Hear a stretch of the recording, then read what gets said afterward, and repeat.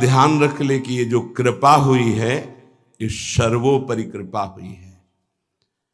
तुम्हें अपने मार्ग से इधर उधर ताकने की जरूरत नहीं है। इस मार्ग में कृपा प्रधान है। हम अनाधिकारियों पर पहले ही कृपा हुई है। हमारे कोई सद्गुण, कोई निकुंज उपासना, कोई राधा प्रेम किंचित मात्र नहीं था, तब हम पे कृपा हुई है। अब तो अपने चरण शरण में, अब तो अपने घर में, अब तो अपनी प्रेम पंक्ति में हमें बैठाल दिया गया है। अब हमें चिंता नहीं करनी, अब हमें चिंतन करना है। हमारे हृदय में ये विश्वास हो जाना चाहिए कि मुझ अनाधिकारी के किसी भी साधन को देखकर नहीं घसीटा गया है।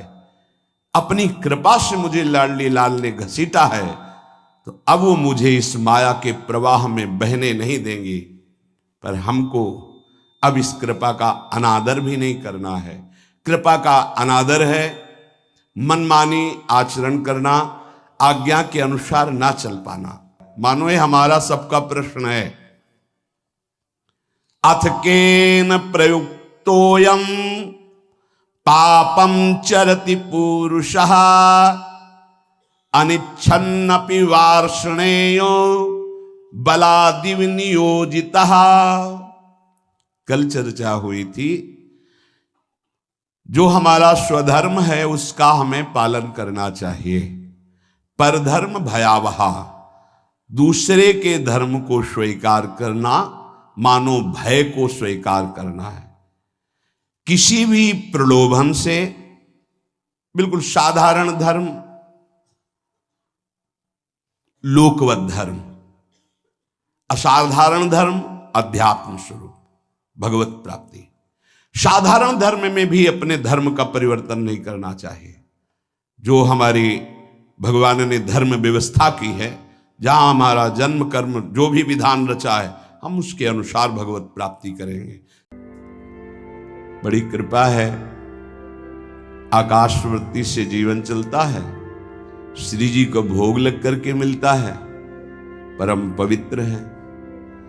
अब जो बात में है, पाते समय उपास्य देव के सिवा अन्य कोई विचार नहीं रह जाना चाहिए। ये ध्यान उपासक दे। इसीलिए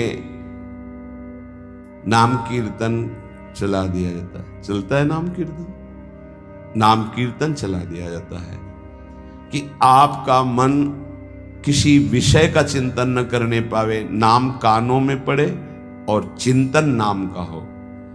जब हम भोजन के साथ भजन चलाते हैं तो वो भोजन जब पचता है तो नस नस में परम पवित्रता और भजन के परमाणु फैलाता है। अब जैसे आजकल भोजन की प्रथा, जूता मोजा वही शौच में पहन के गए हैं, वही लघुशंका में, और वही होटल में बैठ के वैसे ही जूता मोजा, वही कपड़े, वैसे ही बनाने वाला क्या भाव वाला है, कैसी पवित्रता रखता है, और पाने वाला क्या भाव रखे हैं और कैसी पवित्रता है, इन सब का प्रभाव भोजन पे पड़ता है। अगर भोजन ठीक नहीं तो बुद्धि निर्णय नहीं कर पाएगी ठीक। हृदय के नेत्र खुलने के बाद तो बहुत दूर रही, इन नेत्रों से भी सही नहीं दिखाई देता, गंदा ही दिखाई देने लगता है। इन नेत्रों में गंदगी बढ़ जाती है। जिसकी तरफ देखो तो वासना की दृष्टि से देखो, दोष दृष्टि से देखो, राग द्वेष की दृष्टि से देखो, ब्रह्म दृष्टि, भगवत दृष्टि उसकी नहीं आ सकती। ये बहुत जरूरी है। अरे कहीं भागा थोड़ी जा रहा है भोजन। धैर्य पूर्वक चिंतन करते हुए, नाम चल रहा है तो उसी नाम का चिंतन करते हुए। अब जैसे अपने लोग पूर्वाभ्यास तो पद चला लिया, बड़ी सुविधा रहती है। पद, कोई बड़ा पद ले लिया और मानसिक पद गुनगुना भी रहे, चिंतन भी कर रहे, प्रसाद भी पा रहे। कोई पद उठा ले, बड़ा पद, देखत नौ निकुंज सुन सजनी लागत, प्रथम यथामति प्रणव बिहरत दो प्रीतम कुंज। अब जब तक पद पूरा नहीं होगा तो भागेगा नहीं, और भागेगा तो पद नहीं पूरा होगा, पकड़ हो जाएगी। अब पद चल रहा है, प्रसाद पा रहे हैं, तो कभी कभी प्रसाद पाते पाते आंसू चल रहे हैं, प्रसाद पा रहे हैं, पद चल रहा है। अब वो भोजन क्या करेगा? प्रसाद नस नस में जाकर भागवतिक भाव संचरित करेगा। अब आप प्रसाद पा रहे हैं, किसी द्वेषी का चिंतन कर रहे हैं, गुस्सा आ रही, अब नस नस को वो क्रोध से युक्त करने वाली वृत्ति पैदा करेगा। आप प्रसाद पा रहे हैं, कोई काम चिंतन कर रहे हैं, वही प्रभाव आपके अंदर पड़ेगा। हमारी पद्धति रही है प्रसाद पाने की, चाहे जितना पवित्र हो, पर भोजन पाने के पहले हाथ पैर धोए गए, कुल्ला किया गया, पवित्र हो करके फिर वहां बैठ करके, पद्धति थी, आसन पीढ़ा चटाई बिछा दी गई, पवित्रता पूर्वक बैठे, भोग सामने आया, भगवद अर्पित प्रसाद है तो जय जयकार और कीर्तन करके पा रहे हैं। अगर वो ऐसी जगह से मिला है, भगवद अर्पित नहीं है, तो अपने सामने 1 मिनट रुक कर भगवद अर्पित करते हैं, फिर जय जयकार इष्ट की, गुरुदेव की, भगवान नामों की गूंज करके फिर पाते। वो प्रसाद हमारे हृदय में पवित्र भाव पैदा करेगा, भजन बढ़ेगा। भजन से ही हृदय के नेत्र खुलते हैं, भजन से हृदय के नेत्र, और हृदय के नेत्रों से ही प्रियालाल का दर्शन होता है, प्रियालाल का लीला चिंतन होता है। जो अपनी नस नस में नाम, पवित्रता, भक्ति, ज्ञान, तो भोजन में बहुत सावधान रहिए। ये 24 घंटे के लिए हमारे विचारों को अपवित्र या पवित्र करेगा भोजन। अगर अशुद्ध भोजन हो गया तो 2-3 दिन तक तो विक्षेप पड़ेगा ही। अगर बहुत ही निषिद्ध भोजन हो गया तो हो सकता है कि भजन भी रुक जाए, विक्षेप क्या रुक जाए, ऐसा ऐसा भोजन होता है। भोजन बहुत संभाल के, भले भूखा रहना पड़े तो अच्छा है 1-2 दिन, पर ऐसा भोजन ना होने पावे जो हमारे भजन को छीण करे।